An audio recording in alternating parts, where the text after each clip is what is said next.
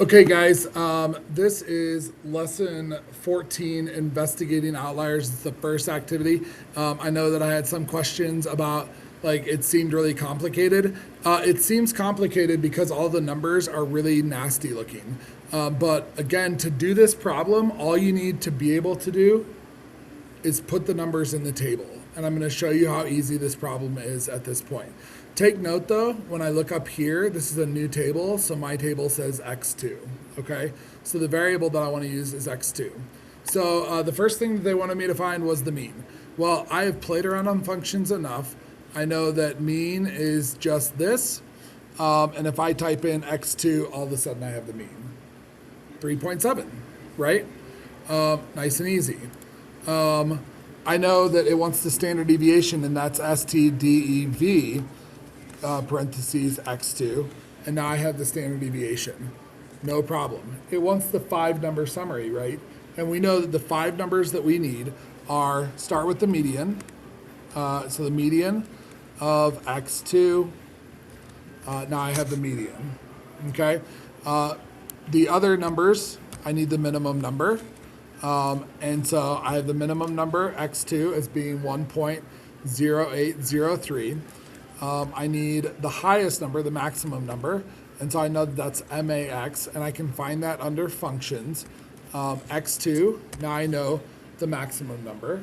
So now I know 3 of the numbers. I know the median, the minimum, and the maximum.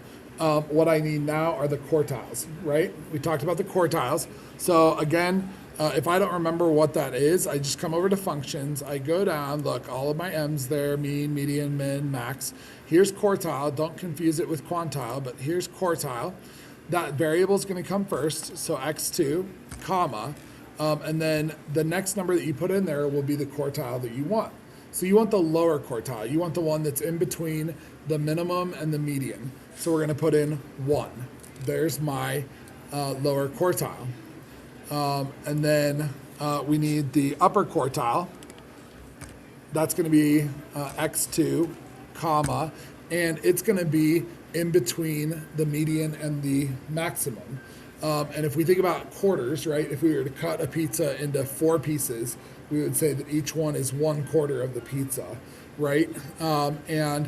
So we have the first quarter already. That was the quartile between the minimum and the median. Now we need the upper quartile, which is going to be 3.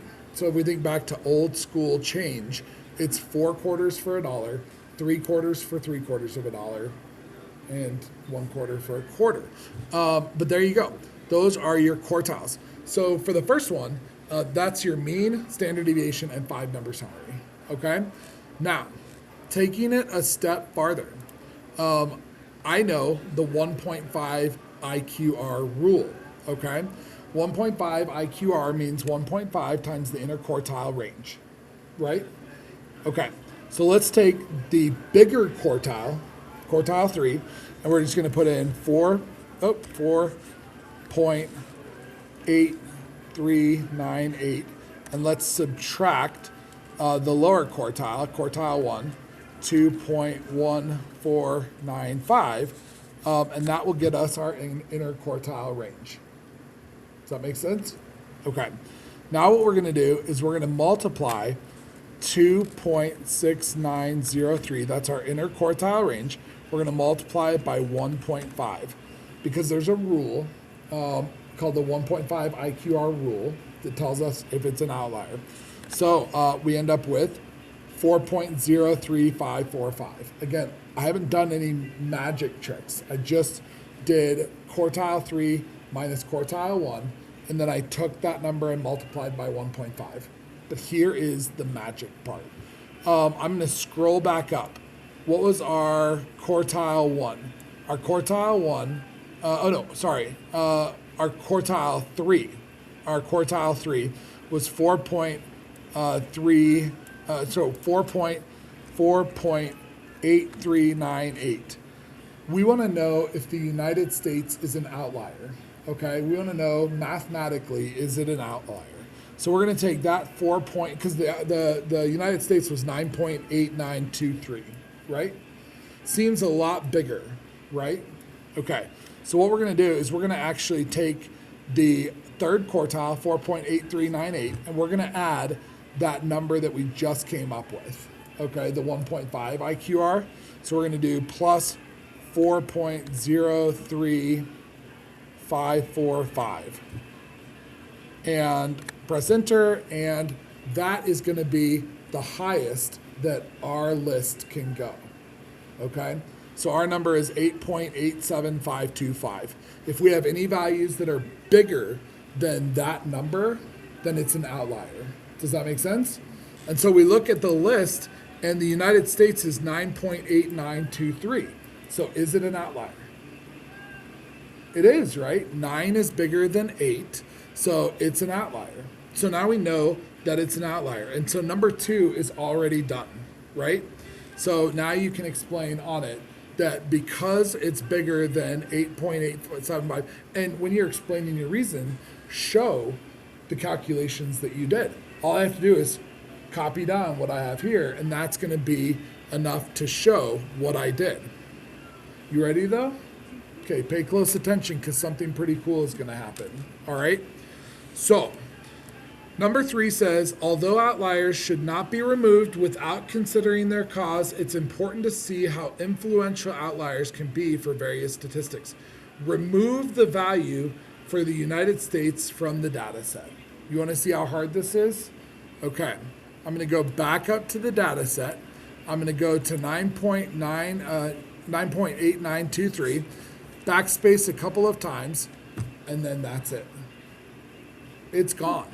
But all of the work that we did is still there. But now they're new numbers. So see how my mean changed? See how my standard deviation changed? Look at my median. My median changed, right? Because I have less values. But all of those numbers are still there. So now the question is, and there's questions that you need to answer for part 3, but one of them is A, find the mean, standard deviation, and 5-number summary, right? Done. We already have it on there. And then how do the mean, standard deviation, median, and interquartile range of the data set with the outlier removed compared to the same data in the original set, right? So now in part 1, you have all those numbers in problem number 1, and you have all the numbers in problem number 3. Now all I need you to do is compare those numbers to each other. Like, how do they vary, okay? But here's what's really fun.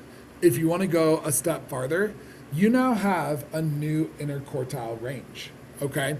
Because you have a new quartile 1, you have a new quartile 3. You can actually find this interquartile range as well, and you can repeat the steps that we just did and add the 1.5 IQR to quartile 3 and see, are there any other outliers that are going on? Because sometimes you'll have more than one outlier. Does that make sense? Okay. Now this does not ask you to do that. That's all this asks you to do. Any questions? Okay. Then